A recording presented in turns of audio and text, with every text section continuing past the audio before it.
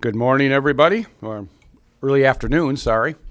I didn't get to do that first, Sydney. Okay. Welcome to the House Appropriations Subcommittee on Human Services. Welcome all of you. And Madam Chair, will you take clerk? I'm the chair. You are. Madam Clerk, will you take the roll? We're getting into it again. This is new, you know. Chair Roth. Here. Vice Chair Kelly. Here. Representative Mueller. Here. Representative Beeson. Here. Representative DeSanta. Vice Chair Edwards. Representative Longjohn. Here. Mr. Chair, you have a quorum. Thank you, Madam Clerk. And Vice Chair Kelly is going to approve the minutes of the December 9th meeting, 2025, by the way. So we're into the 2026 year. I appreciate that. There's no objection, so ordered. We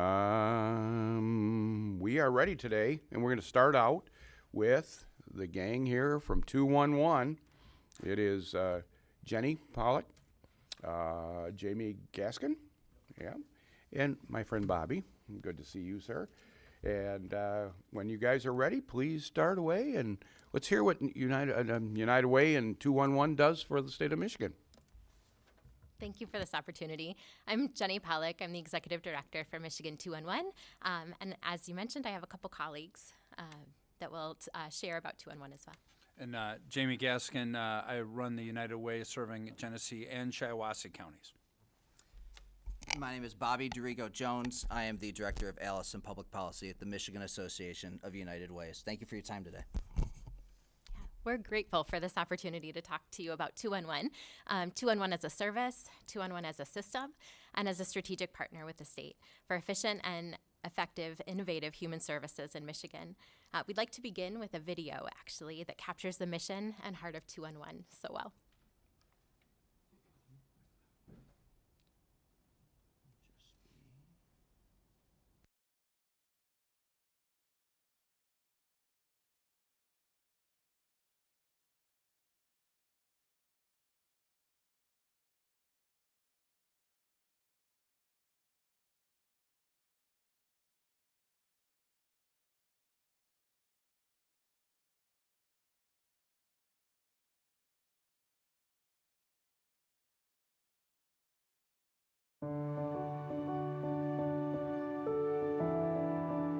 Hi, good afternoon. My name is Reginald, and I work with United Way 211. Did you request a call back? Yes, sleeping in the truck's getting old. I gotta figure out something, you know. Did you need help maybe finding a food pantry in your area that you could maybe go to and get some food? That'd be fantastic. One point or another. In crisis, you where to go. You don't know who to call. The mission of 211 is to provide safety net services, resources, and referrals to anyone who calls that is in need of them. You can call for anything, and if we have it in our database of over 30,000 resources, we're going to give it to you. I've been trying to find a person that could help me get my rent together for February. I buried my son and used my Social Security check. I'm 71 years old. My son was my help. You're going to get a friendly voice on that line. We're going to make sure that at the end of that call, you leave feeling like you have some hope. The Catholic Community Response Team, they may help you with your rent. Are you familiar with the Area Agency on Aging? They might help you find someone to help around the house.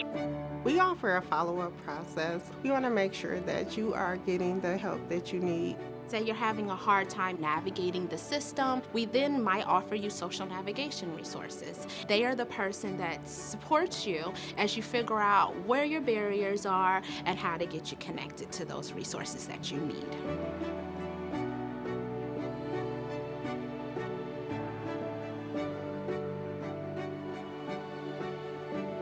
211 is not just a resource for individuals in need, but we also fill a significant role in community, and that we are the crisis response in disaster and local crisis. When there's a local fire, when there's a local flood, when there's an apartment complex closing, we are the ones that folks call on to answer that call on behalf of community.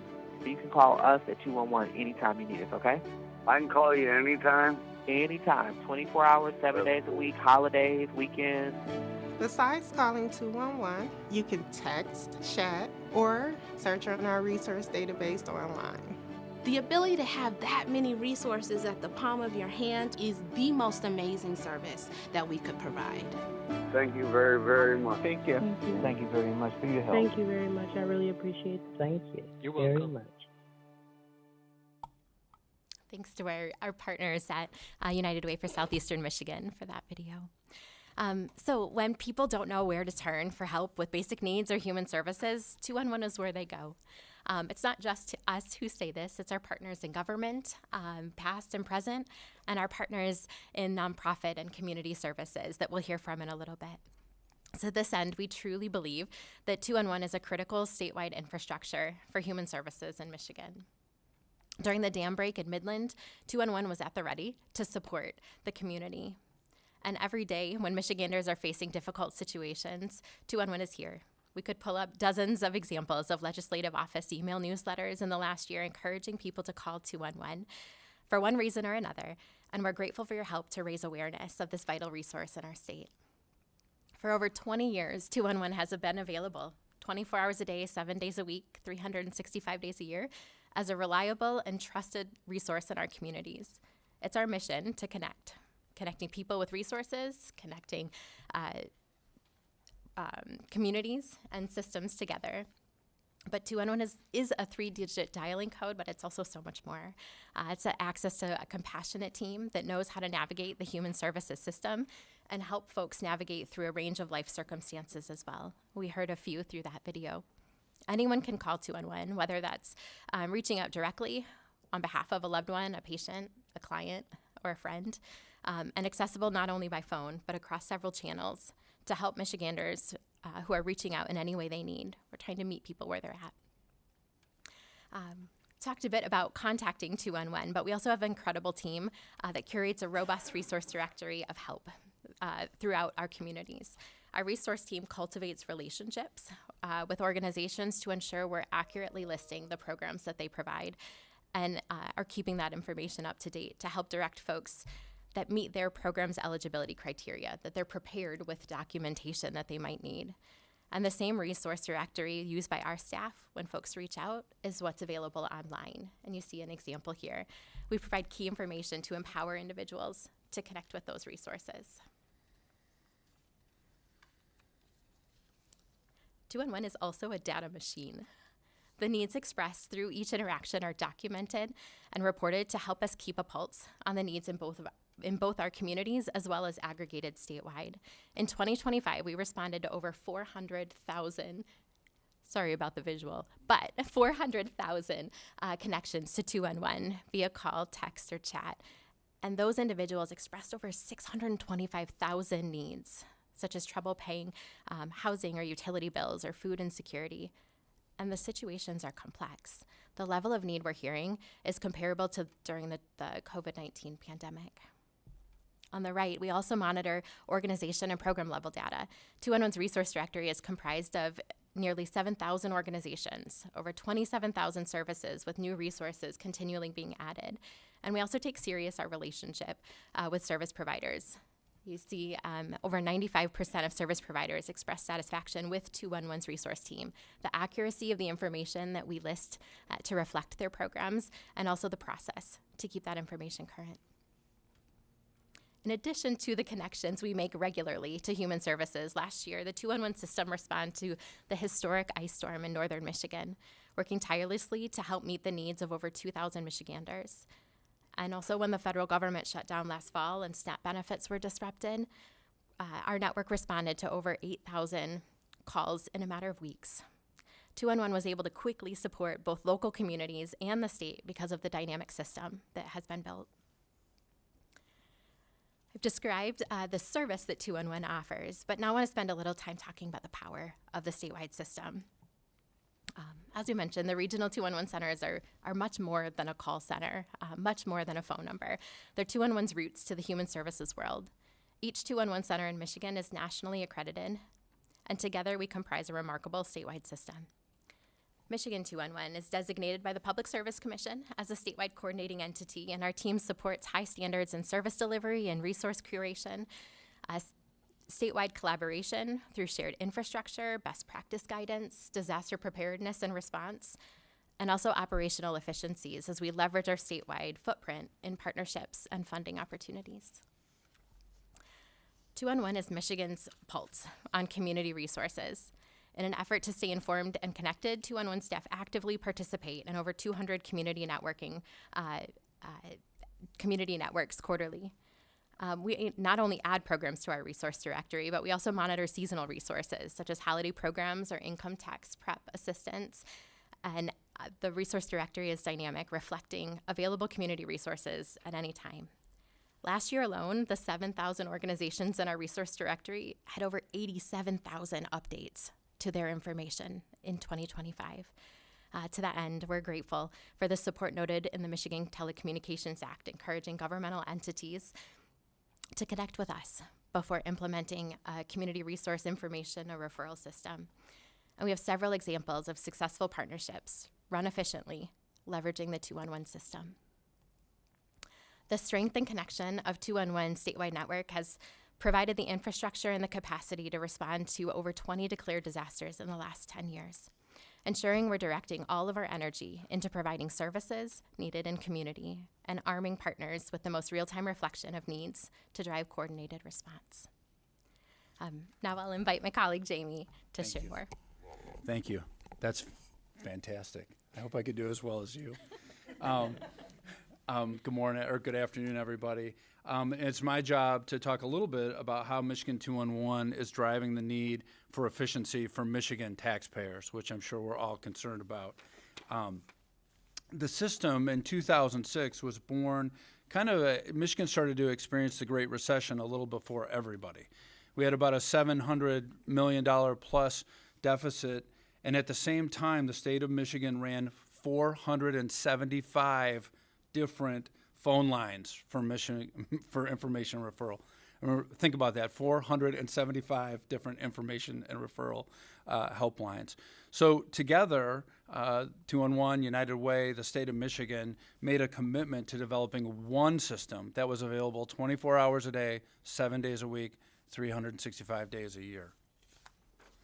I'm going to take you through a couple of touch points in the history of the system where we've grown and had tremendous advancement, and kind of a current challenge that we're facing moving forward. The first time that the system was really able to respond to an at-scale disaster with a complete population, right, between 85 and 100,000 people living in Flint, was the Flint drinking water crisis.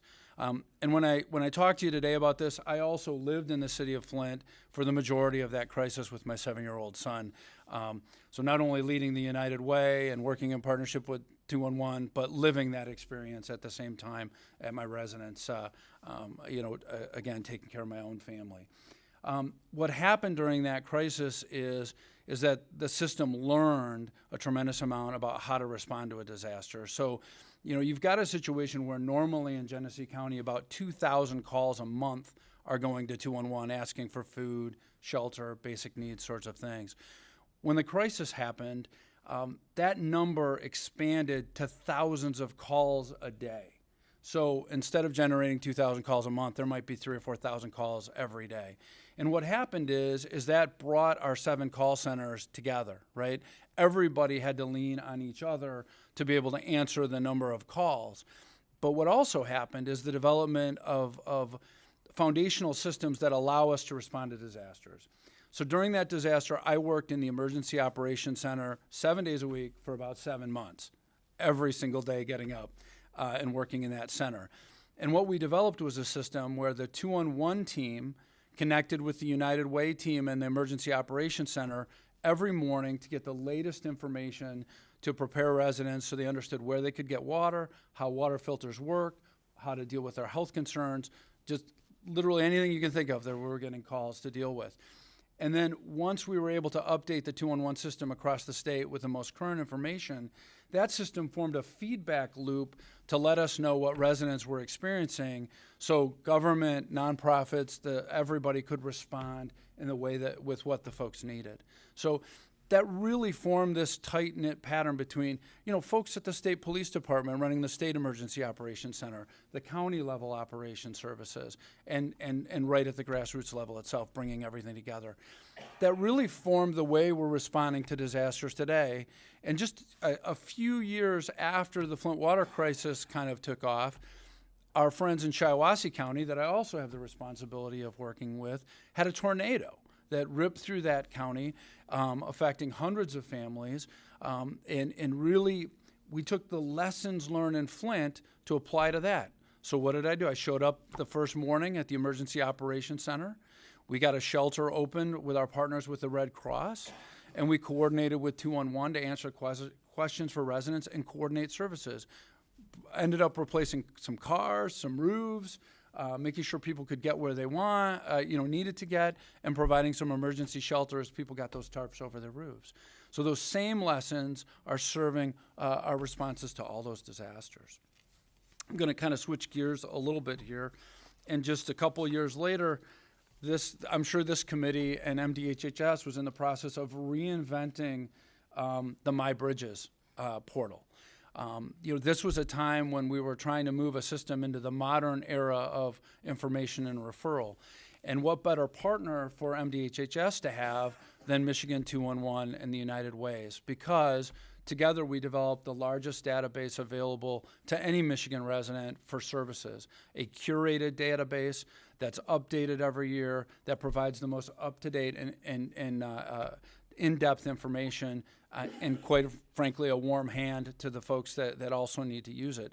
So this database that we developed together became the backbone of the My Bridges system, honestly saving the states millions and millions of dollars by developing a separate database, a separate piece, really duplicating something we already have that's probably one of the most valuable parts of the Michigan 211 service.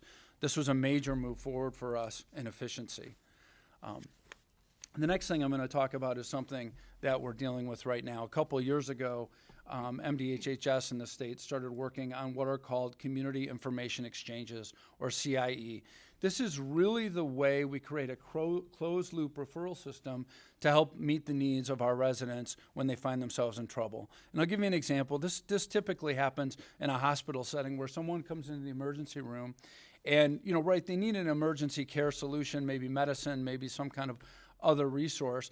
But the reality is what's bringing them to the emergency room is driven by other things: lack of food, mental health care, substance abuse, housing, a whole number of things.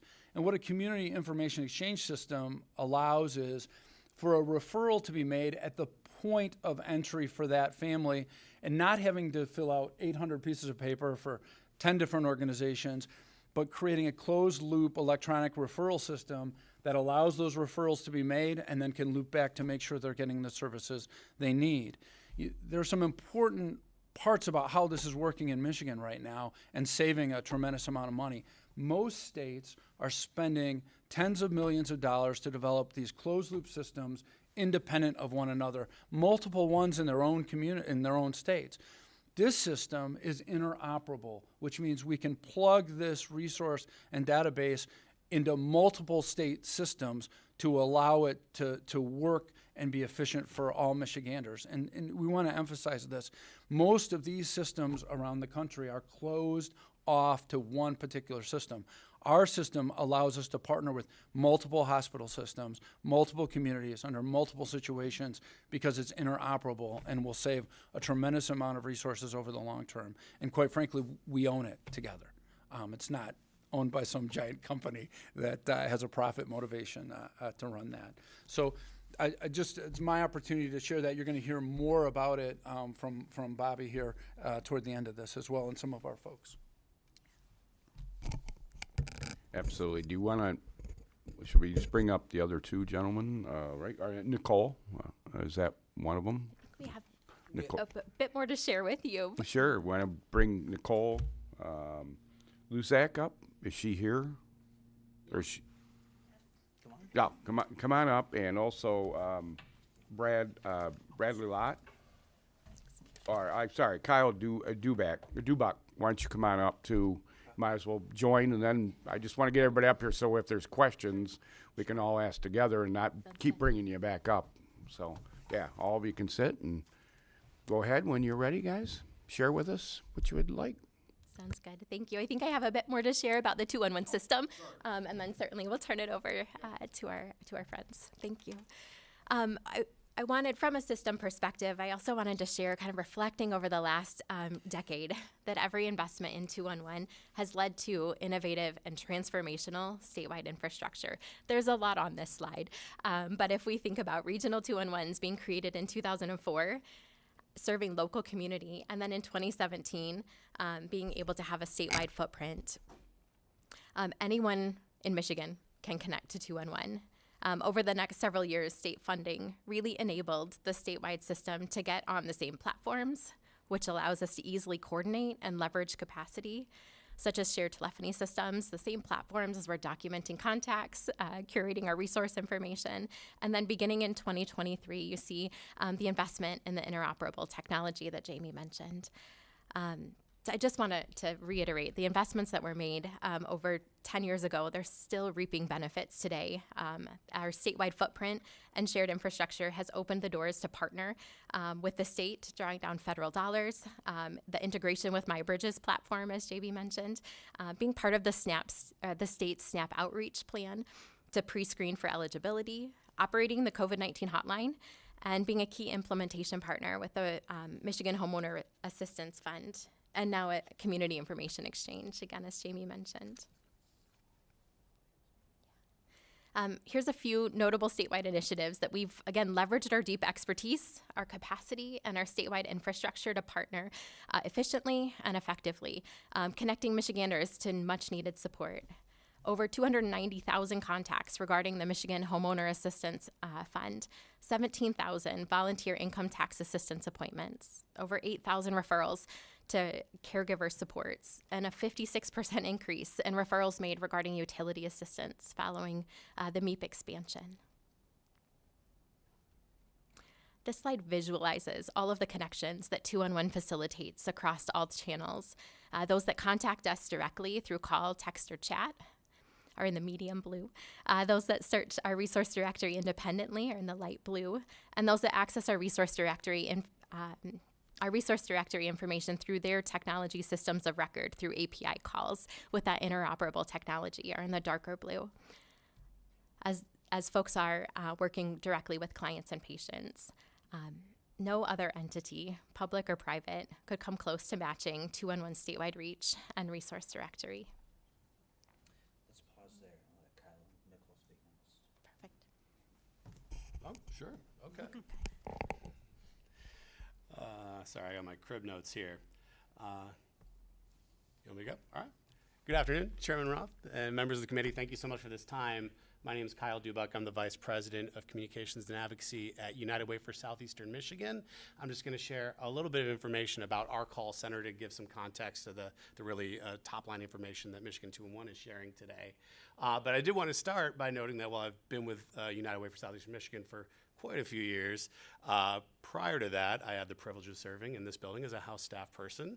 And in that role, I was introduced to Michigan 211, which I would use often, constituent services, as I know many of your offices do now. And I remember how often after sending someone to 211, I would get a call back or an email back thanking me for my help, which felt a little bit like cheating because I hadn't done all that much. But I was always very glad to accept the thank yous on behalf of my boss at the time. Since then, I've clearly developed much more intimate knowledge of the resource as it has grown. And we have really seen the usage and the importance of Michigan 211 grow exponentially, not just as a critical part of our human service delivery system, but as a critical piece of emergency response infrastructure, whether it's a weather event or some other community crisis. So it's a service that we're extremely proud of in Southeast. Every day our community care advocates are answering hundreds of calls from people, in crisis, in a time of need, and they don't know where to turn, and our trained staff are able to expertly guide them through what can be a very complex and intimidating system to get them what they need right now. So United Way for Southeastern Michigan, we run the largest call center in the state. We serve Wayne, Oklahoma-Macomb, Washtenaw, and Lapeer counties. We have about 4.4 million people in our service area. Our team fields about 40% of the total volume of calls that come to 211 in the state, and that in 2025 alone amounts to more than 150,000 calls to our call center alone. As for our funding, as you know, we're a 501c3 nonprofit. Our team is working every single day to raise donations and philanthropic investments into the community-based work that we do, that we use to fund frontline service providers, as well as some of the own programs that we run out of our organization to fill gaps in the system, all of which are designed to help families move from crisis to stability, but more importantly, from stability to prosperity, so that we don't have to keep helping the same folks over and over again. And 211 is a central piece of that, so the team is constantly working to ensure it is properly and robustly funded. And as demonstrated by Roush's sponsorship of the video you saw earlier, we do have a robust network of partners, both individual donors and corporate partners who recognize what an important resource this is in the region and across the state of Michigan. That being said, the growth demand continues to outpace our funding options. So we've seen rising need across the board. Our baseline demand has increased steadily over recent years, now sitting near peak pandemic levels when people were calling about education, PPE, vaccinations, interruptions in income. And now that's basically our baseline standard. We're currently experiencing a huge surge of calls around tax assistance, utility support, and food scarcity. But the need is high across the board, and a year-over-year analysis shows, just compared to last year, that any given area of need, we've seen calls increase somewhere from 25 to 43%. So, for example, healthcare-related calls are up 40% over last year. Workforce and employment calls are up 34% over last year, and utility assistance is currently up 43% to our call center over last year. Meanwhile, major weather events and other crises create spikes above this baseline of need, now at a more regular basis, and we are happy to fulfill that role, although we are not completely resourced to respond to that. And the most important part in those moments of need is that our resource team, who is assessing what is available in those moments, is ready to respond at a moment's notice to work with local governments, state government, county government, to identify what is available, as well as what's in the philanthropic sector. So as that need rises, we are not resting on our laurels. We are steadily working on system enhancements to improve both the efficiency of our service delivery and also the effectiveness of the outcomes for the people that call us. So we've invested in social navigation, which is more robust support, hands-on support for people with more complex needs or barriers to support, like maybe they lack access to technology or just struggle in engaging with technology, which is often the lowest barrier on-ramp for most clients. So we'll work directly with those individuals, helping them fill out applications, meet deadlines, schedule appointments, get to their appointments, and then we're following up with them regularly to say, did you get what you need? Was it delivered properly? Is it putting you on a path towards stability? And now what can we help you find next to make sure that you don't backslide? And so that is labor intensive, but a highly effective way to make sure that these resources are getting where they need, to who they're needed for, and that they're actually working for all of us. We're also actively engaged in building out a community information exchange, which you've heard a little bit about, which is really just the ability of service providers to securely share client information on the back end, so we can see in real time, not just that this program exists and this person's eligible, but are there beds available? Is there food on the pantry shelf? Has this person been there before and been rejected for some reason? It helps improve efficiency, eliminate redundancy, and again, make sure that we're getting maximum impact for every dollar spent, so that we can really help people in their time of need and get people stable. So this can be a game changer. CIE can be a game changer for community-based support systems, and it is labor intensive, and the startup is cost intensive, but we really think the ROI for the system, for your constituents, for the people of the state of Michigan, is there, and that is something we are taking incremental steps toward. So we are grateful for the longstanding state partnership with Michigan 211 and for our 211 system, which obviously is part of Michigan 211. The funding certainly helps. Increased funding, we think, would have meaningful impact for the state, for the system, and obviously for everyone that we serve in three specific ways. One, it's going to help ensure that the network is able to keep up with growing demand and function efficiently and effectively as a true single point of entry for this wide range of services that folks might not know they need or might not know is available. And clearly we have become that. We are becoming that, whether it's day-to-day needs or emergency situations in a community, while also having that capacity to meet those spikes in need that come in times of crisis. Second, reliable, stable funding allows for increased investment in social navigation and CIE, both of which we think result in more effective, long-lasting services that move people towards stability. And then lastly, increased state investment can relieve pressure. Again, we are constantly raising dollars to invest in community for frontline services. And increased state investment can take some of the pressure off our unrestricted funds. So you get a better, more effective, more efficient 211, plus our increased ability to drive dollars into those services that we're referring people to. Again, we are grateful for the partnership, and we are eager to continue the conversation around how we can continue to collaborate. And I hope this information is helpful, and I look forward to discussing how we can continue to build out a robust, effective 211 for your constituents and also for your office staff, who I'm sure greatly appreciated as much as I did all those many years ago. Thank you. All right. Get into this one too. I don't know if you're going to be able to hear. I don't know if I'm a loud talker. All right, we'll just move closer. All right, Chair and members of the committee, thank you so much for the opportunity to speak with you today. My name is Nicole Luzak, and I serve as the President and CEO at United Way of Bay County. I'm here today to talk about the critical role that 211 plays in our work to build a community information exchange, or a CIE.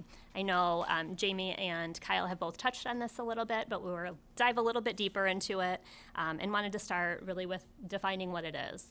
So by definition, a CIE is a community-led ecosystem of network partners.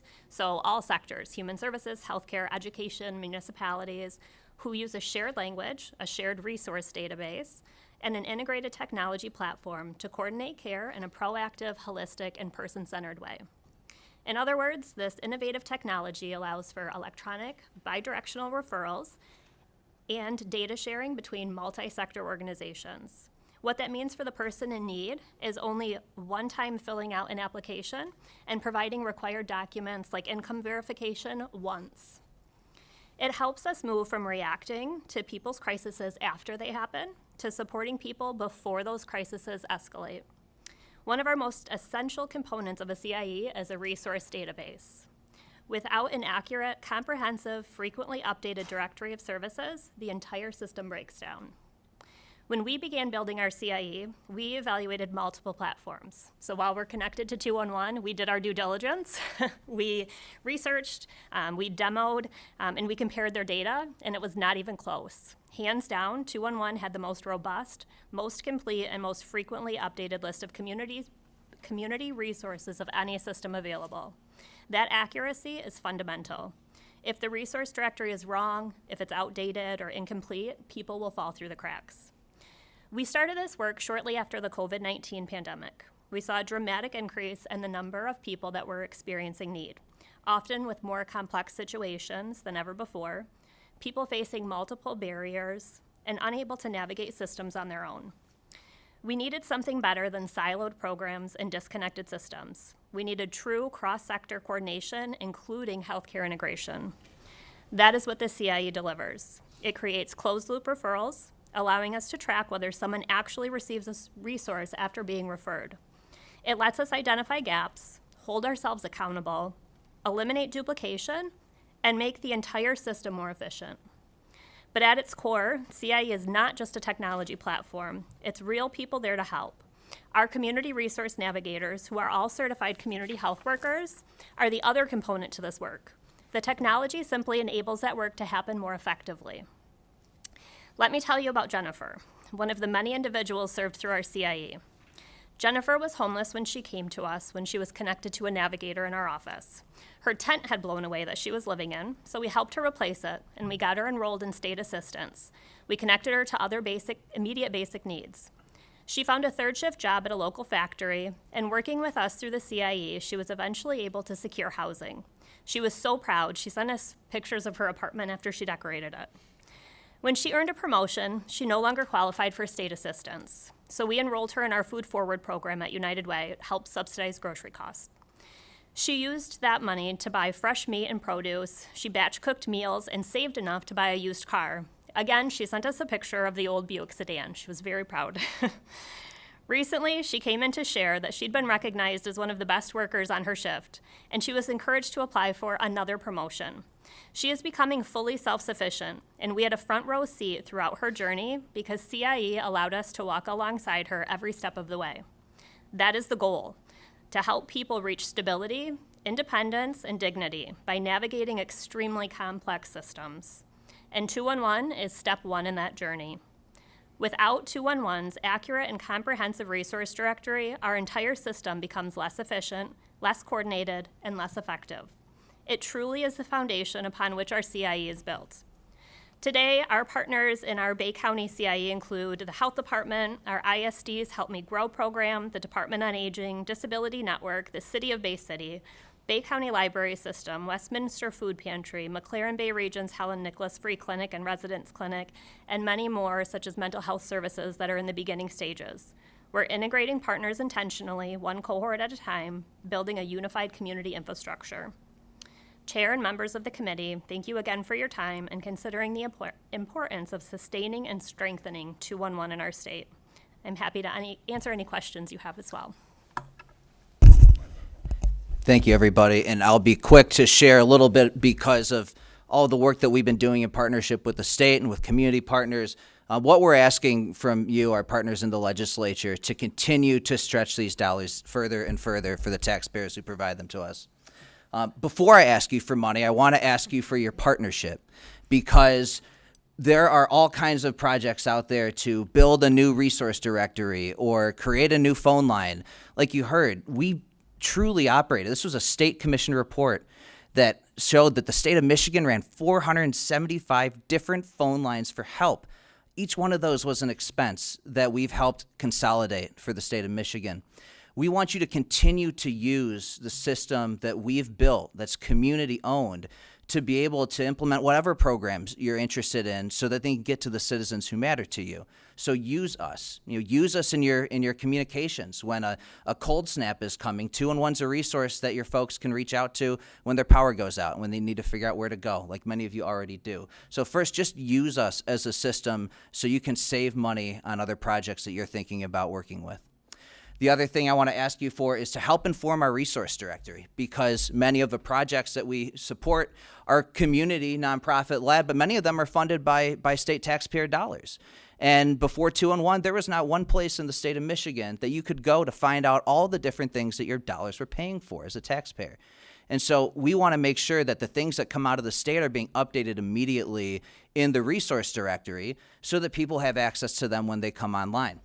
We want you to learn from our data as well, because we value privacy, but a lot of projects require knowing somebody's zip code. That means that we can show you for your own legislative district, what are people actually calling about? What are they getting and what are they not getting? It's a bit of a check on all the different stories that you're hearing throughout your work as a legislator. This is real-time information. We can look in the last month and in the last week, what did people in Livingston County or in Shiawassee County actually call and look for? That is an unprecedented look at what Michiganders need across the state and in every community. So we really want you to use us, because this is a transformational tool for policymakers who are making a judicious expenditure of taxpayer dollars. And because of that, we want to ask you to invest continuously into 211 as critical infrastructure for human services. All of that increase, those API calls that we talk about with community information exchange, every one of those calls, that's one less system that a hospital needs to invest dollars in, which show up in higher healthcare costs for people down the line, because we're doing that and partnering with them to do that. Every one of those increased calls, that is another church who can get the help out to people who need it in their community. Because again, we're agnostic on the technology you use. If you've just got Microsoft Excel, you're not paying for something huge, we can plug you in to this because we built it in a way that we're not trying to hold you over a barrel and get another contract and another contract out of you. The taxpayers have paid for this already. Despite that, like Kyle and my colleagues have said, because we've continued to innovate, we've continued to take on the demand from more and more parts of the state. And what we're finding is that prior to the pandemic to now, the growth in needs that our system is loading have outgrown by about double the growth in funding. And we've even had a decrease in funding recently because there are tough decisions you had to make in last year's budget, of course. So what we're asking for is $6.6 million in ongoing funding from the state of Michigan. This is a target that we're working towards with you. We understand what the budget looks like, but we want to be upfront about if we want to bring every single community, every little nonprofit that can't afford their own big website, if we want to bring all those people in, this is what investment to get there looks like. So we're doing that while we can respond to the next tornado that comes down in a town around the state or the next ice storm. And we have partners who will speak more about that. We appreciate the funding. We want to be upfront about where we think we can go as a system. But before we have any of these conversations, we just want you to understand what's behind those three numbers when your own email staff and emails are telling people to come to 211. It's an incredible effort that takes a lot of people. And so I think we can pause there and take your questions. And again, thank you for your time. Thank you all. Appreciate it very much. And I was lucky enough to go visit a center and listen to the calls that came in during the day and was quite active, actually. So that was a good experience for me. Representative Long John has a question. Thank you, Chair. And thanks, everybody, for coming. It's especially the CIE work is incredibly compelling, looking at our budget, knowing when we talk about increasing costs of Medicaid caseloads, things that our healthcare system is requiring of communities, the CIE is clearly a compelling way to help connect and reduce costs for folks who have preventive health needs. I loved that each of you mentioned, or some of you mentioned, that the folks taking these calls are certified CHWs. In January of 2025, there were new G codes that turned on through the physician fee schedule that allow in 15-minute increments folks who are doing the work that you're doing to get reimbursed through Medicare and Medicaid.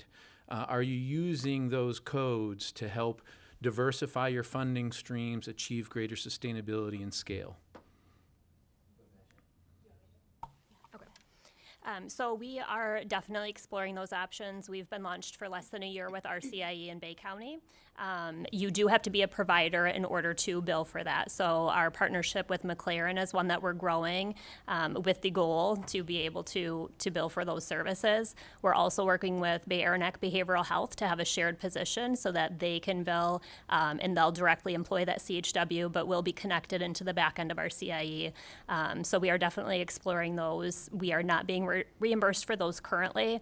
We also are working with our county for Medicaid outreach dollars, especially as we look ahead to the work requirements that are going to be coming in and how we can integrate those work and volunteer opportunities. We're working with Michigan Works, our local community foundation, and then our county to figure out how we can utilize our CIE and 211's resource directory, because we can put volunteer opportunities directly in there. So our CHWs, we may decrease their caseload, but have them connecting people and making sure they're meeting those work requirements. Thank you. Just a small follow-up is just, through business associates agreements or other things like that, you could bill incident to those health systems claims. I know you're exploring it, but you're saving them money, right? So in addition to providing taxpayer value by what you're doing, if there's ways to help be assertive in figuring out what a new way of health care looks like in an era where costs are going up, I think we'd love to not just have a conversation about appropriations, but how are you being efficient with taxpayer dollars that are through Medicare and Medicaid dollars as well as through state appropriations? Absolutely. Thank you, Representative. Excuse me, I Sorry, just want to Todd, put go it a ahead. little bit plainly. Part of what we're asking for is to continue to train more staff throughout 211 as CHWs because we want access to that diverse funding stream. So we want part of this investment to be able to return itself over the next number of years. And we already bring down about $1.5 million in federal Medicaid match for other parts of the Medicaid system. So we're familiar with that process. We just want to grow on that. And part of it's that expense of bringing on CHWs and training people up. Thank you for that. Representative Kelly, Vice Chair Kelly. Thank you, Mr. Chair. If you would, what is API calls? What are those? Stands for, excuse me, Application Program Interface, API.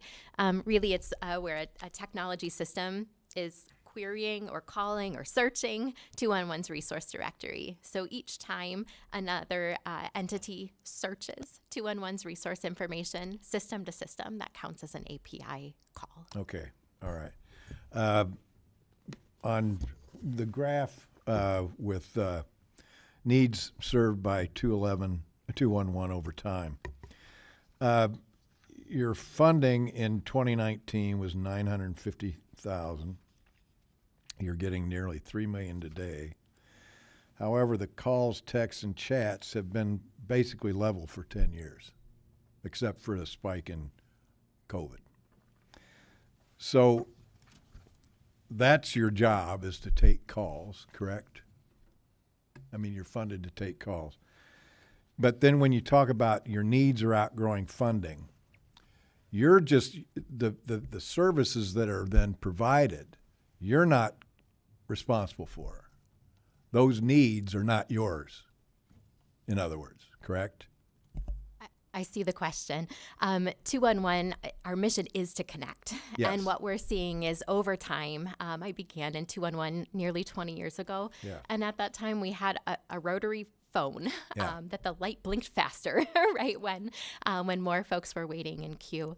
And from there, there's other ways that 211 connects people with resources through other channels. And we see that as an expansion of the channels that 211 can provide the service. So absolutely, folks call, text, or chat with 211, but we're also able to make those further connections. All right. Representative, if I may, from your experience on school aid and the number of categorical grants that we've created over the years, each one of those creates new paperwork and a new system that people need to deal with, and it creates all of this inefficiency. All the grants that we have in the DHHS budget as well, they also create all those different paperwork requirements and inefficiency. And we were founded to take phone calls, and then when the internet came out, we expanded that mission. And now what our entire sector, the state, healthcare providers that you'll hear from and others have found is that having this infrastructure that we've created over the years basically allows us to collapse all those categoricals into like a single, funding source. I'm being a little bit flippant, but just to make the connection, because it's just going to save people a ton of time, right? And so we've really expanded beyond calls and are trying to collapse all those. So from a person, there's all this jargon. All it adds up to is a system that just works when you reach out, and you don't have to spend another 6 weeks figuring out who the right person is to get to. All right. Yeah, thank you. I appreciate it, guys. So going forward, and it kind of off of Representative Long John's comments and conversation, do you feel comfortable that you could dive into some of these new things that we're experiencing, like Medicaid requirements and SNAP benefit requirements and that kind of thing, and doing some of those services that how do I say this right? I think we'd like to see people like yourselves do this and not more FTEs in the department. So I encourage you to take a look at that. We expanded appropriations, but we went down this last term, this last budget. You lost about $1 million, if I'm not mistaken. So anyway, can you see yourselves expanding on some of those services that we're going to need here going forward in the next little bit? Absolutely. We're already figuring those things out because we can connect in volunteer opportunities. There are already about 75,000 DHHS clients who call 211. Nobody wants to pick up the phone from the state of Michigan, and that's when people are going to complain about how this is all rolled out. We're a place where a lot of citizens who are worried about their information privacy are calling themselves for help. And that is a golden opportunity to get information in front of people so that we can say we've tried every opportunity to connect you on however you're subject to these new reforms. And we want to make that work in a way that is secure and that is fair in how we implement this. And it's not just the HR 1 reforms. When people call looking for information about Trump accounts for their kids, we can be a connector to information on where those programs are being opened up in their communities. It's literally any project that the state runs, we can be a connector for. Appreciate it. Quick question, Vice Chair Calvin. Yes, well, you just brought up this the thing about taking calls from agencies that aren't answering the phone, and I was just going to make a comment about remote work policy that no wonder you might be getting more calls because nobody here in Lansing's answering the phone. Thank you. Appreciate it, guys. We got a couple more people we'd like to get on. I appreciate it very much. Thank you for everything, and we'll bring up Bradley Ayotte from U of M to discuss some things with us.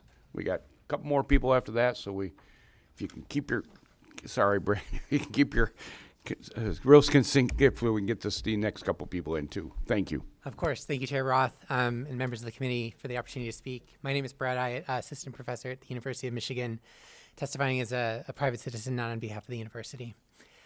I work with the Michigan Social Health Interventions to Eliminate Disparities statewide collaborative quality initiative. We call ourselves MShield. MShield works with healthcare organizations to reduce low-value, high-cost care by developing programs to address patients' non-medical needs. We know that many medical issues are worsened by non-medical factors, including lacking access to transportation, housing, food, or money for utilities. These challenges worsen health outcomes and increase costly healthcare utilization, including ER visits or inpatient stays. These are factors that prevent people from working. So to improve healthcare outcomes and strengthen our state's economy, providers need a fast, reliable place to send patients for help with non-medical needs. Connecting patients to 211 for non-medical needs is critical to improving health and healthcare outcomes. So for this reason, we have heavily invested in our partnership with 211.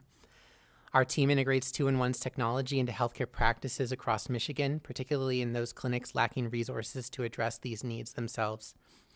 Research shows that addressing non-medical needs improves outcomes and reduces costs. A recent study in Cleveland found that 87% of patients referred to 211 had their needs met. These interventions can be cost-saving. A similar intervention in Pennsylvania returned nearly $2.50 back to Medicaid for every dollar invested. Another study found that patients who had all of their non-medical needs met in a year had a 10% reduction in healthcare expenditures in the following year.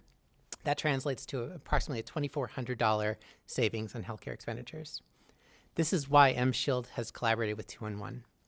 In 2024, we launched a pilot in 24 oncology practices across the state to refer patients with non-medical needs to 211. This evidence-based approach is vital in all care settings. So, for example, in cancer care, the diagnosis and treatment threaten not only one's health, but also one's pocketbook. We know that the out-of-pocket costs for privately insured patients increase nearly $600 a month following a cancer diagnosis. 211 bridges the gap between clinical care and community resources by maintaining the most comprehensive, up-to-date directory of those resources in our state, as you heard. And then they employ these expert community health workers who navigate patients to those necessary resources. There's no way that medical providers, especially in small offices, can focus on addressing non-medical needs themselves, but 211 has the ground game to do this, and they can reach all Michiganders. MShield has demonstrated, in collaboration with 211, the ability to connect patients to 211 without creating additional work on clinical staff. Our clinical partners are increasingly screening for non-medical needs, and those with limited capacity to assist are turning to 211 for help to connect patients to resources. This year, we received separate funding to expand integration of 211 to additional care settings that we know are influenced by non-medical needs, including obstetrics, diabetes, and additional oncology practices across the state. We're focusing our expansion into clinics in mid-Michigan, northern Michigan, including the Upper Peninsula, and the Southwest, areas which often have fewer resources to support residents. If 2-in-1's funding continues and grows, this will fuel our collaboration and help us improve patient outcomes and reduce low-value, high-cost care. It'll help patients feel more supported and more likely to follow through on their care plans, and it'll help reduce the financial stress that's a barrier to healing. For M-Shield and our healthcare partners, 2-in-1 isn't an add-on. It's core infrastructure that improves outcomes and reduces cost. 2-in-1 provides statewide consistency, as it can be used in every community. 2-in-1 provides insight into emerging needs, as you heard, tracking things like housing cost spikes, utility shutoffs, and transportation gaps across the state of Michigan. 2-in-1 cuts through red tape and eliminates duplicative efforts across agencies. So in closing, 2-in-1 is a force multiplier for healthcare that delivers strong return on investment for taxpayers. It helps providers deliver high-quality care more efficiently and supports Michiganders in staying healthy and connected to work. Thank you for your time, and I'm happy to take questions. Thank you very much. Appreciate it. Mr. Al, you must have done a great job, Mr. Al. You didn't, no questions. You did it well. Thank you, sir. Appreciate it. Of course. Next, we have Chad Vieser from Emergency Management Officer of Michigan 211 on Zoom, I believe, or video. There we go. Go ahead when you're ready, Chad. Thank you, Chair and members of the committee. And thank you for allowing me the opportunity to speak. My name is Chad Vieser, Emergency Management Officer for 211 and our regional centers, calling from northern Michigan. I'm here to add a bit more detail on how Michigan 211 has played a valuable role both in emergency response and recovery, helping to meet needs efficiently and effectively. And really, at the heart of it, it's about speed. It's speed, its accuracy, and its precision of information. It's paramount, especially in the immediate moments after disaster begins. Makes a critical difference between good and poor recovery, personally. And one of the hardest questions to answer is, how do we let survivors know what assistance is available? And conversely, for emergency managers and other decision makers, what do our communities have to recover? Finding these answers and directing where they are found quickly and accurately is where Michigan 211 plays a vital role. 211 now takes a lead on organizing and disseminating information on resources that survivors of a disaster might need, while keeping the information accurate and consistent all the way through and up to and through long-term recovery. From sheltering to warming and cooling centers, food distribution, coordinating volunteer organization support, critical information relay for the community, utility needs, home repair, a whole host of things. Michigan 211 has been there for every state declared disaster for over a decade.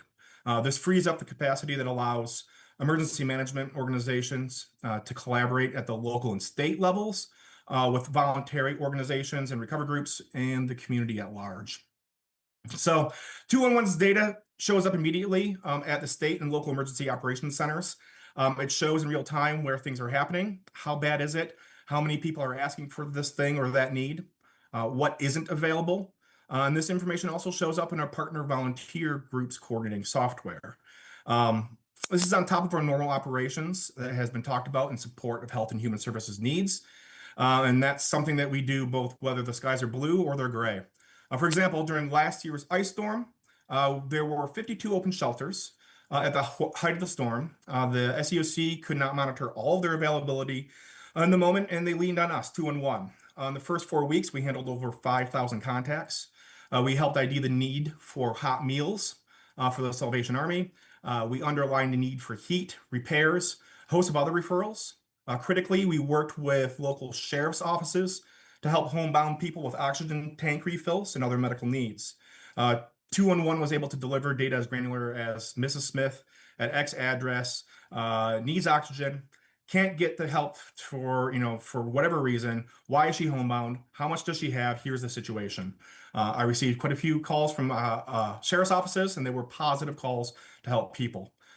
This is invaluable when local systems are overwhelmed and others have neither the skill nor the resources to determine and coordinate this level of demand.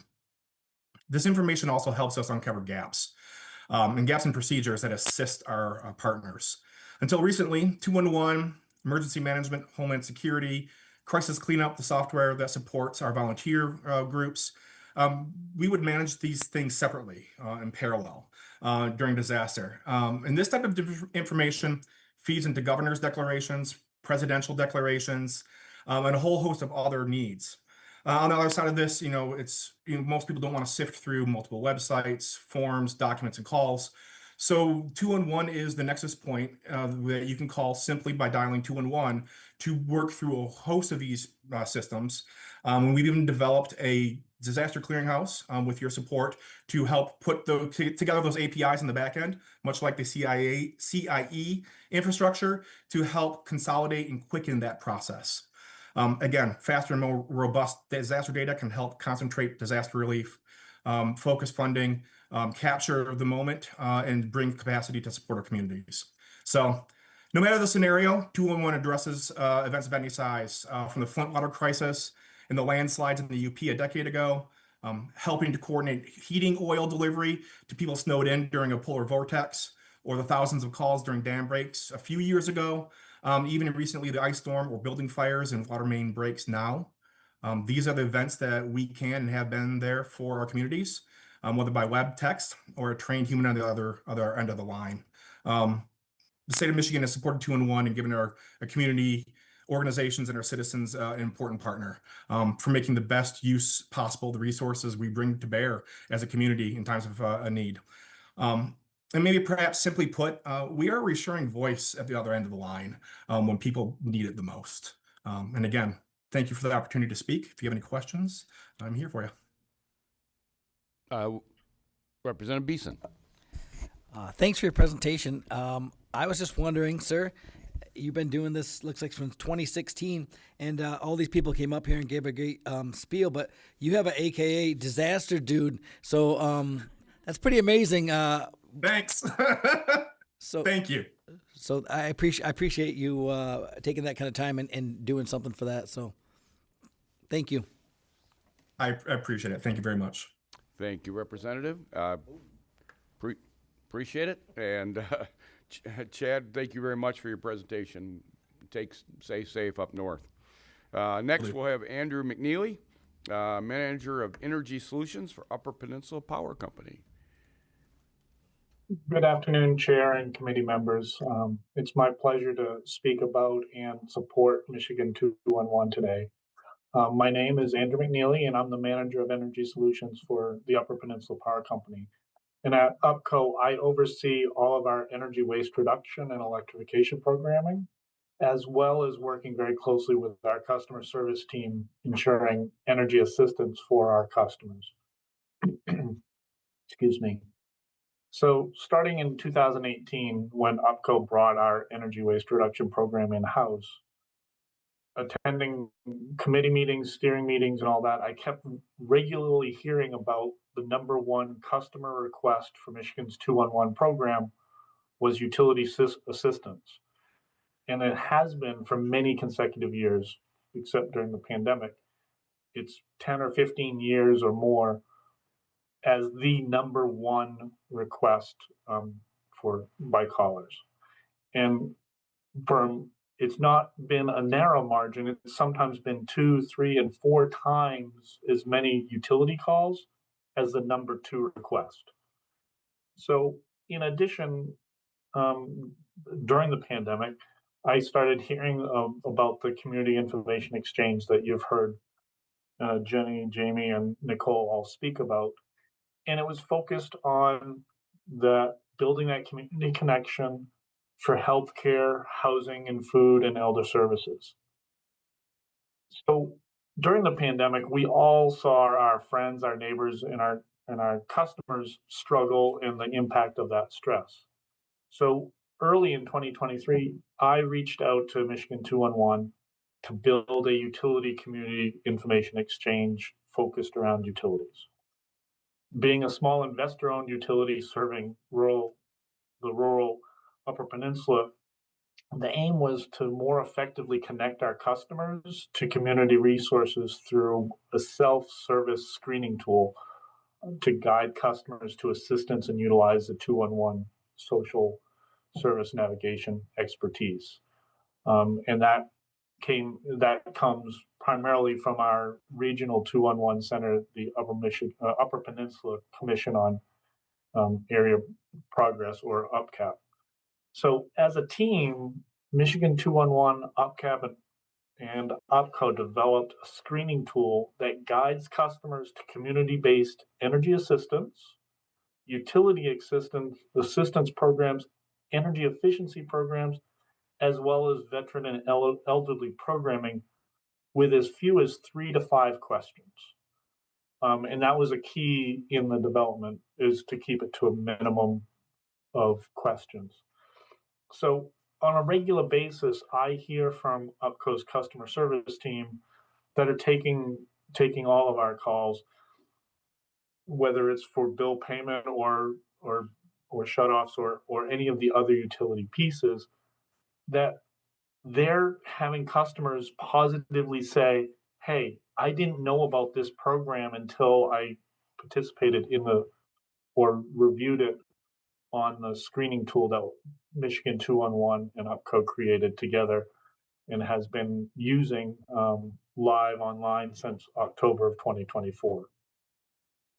So that screening tool is allowing individuals to recognize that there are programs out there that they didn't know that they were eligible for. So we call it a community information exchange. It may not be to the same level as some of the healthcare ones that Nicole and Jamie talked about, but it is improve. We continue to improve it and incorporate the pieces that the healthcare industry and other industries are able to have already built. So we're not building something new. We're innovating in a way by applying it to a new industry. So now customers have the ability to select a community-based organization for assistance instead of having to wade through a list of phone numbers and making calls or sending emails or searching websites for contact information. So after nearly 3 years of working with Michigan 211, we've been able to bring to the table, and I've presented on various podcasts and other committee meetings with 211 about our small utility scale program. But we now have brought, just in December and January alone, the Michigan Public Service Commission's Energy Optimization Division and the Michigan Energy Assistance Program staff, several regulated utilities, including DTE, Consumers, SEMCO, and UPCO, and Michigan 211, all together to work very closely to develop what I call the next generation of the utility community information exchange, with that statewide centralized database that Michigan 211 already has, but being able to leverage it for making referrals for weatherization, home improvements, or connecting customers that have received energy financial assistance to getting retrofits in that manner. So this project is a collaboration among the regulators, among the utilities being regulated in Michigan 211 to deliver the key messages you've heard about earlier in this hearing: quick and accurate help, receiving the right resources, especially during a crisis, and providing that innovative human resource systems. So thank you. It has been a pleasure to provide you a glimpse into how Michigan 211 helps UPCO better serve our customers, and I'm open for any questions. Thank you, Mr. McNeely. I appreciate it very much. Any questions from our members? Again, you must have done a great job. No questions. Appreciate your time. Thank you very much. Thank you, sir. All right. Representative Long John excuses any absent members. There being no objections, so ordered. Since there's no other items before the Appropriation Committee on Health, Human Services, we are adjourned.